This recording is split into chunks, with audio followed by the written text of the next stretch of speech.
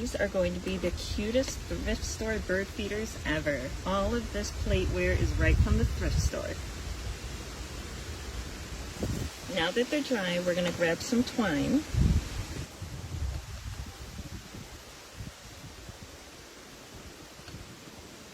And just make a little slip knot so these can hang right from a tree.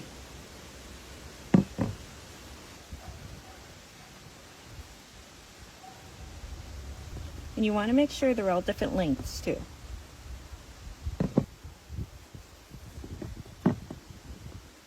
All right, these look good to go. Nice and dry. We've got our strings on. Now all we have to do is add the birdseed. And you just want to sprinkle it in right at the bottom so they look like little teacups that are falling over.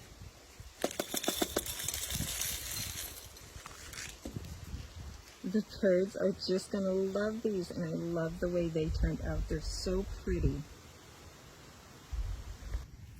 All right, these are hung up and good to go. The birds are going to love these. I love the way they came out.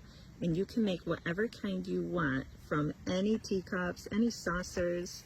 It's up to you. But I know the birds are just going to love these. Look how cute that is. Let me know what you guys think.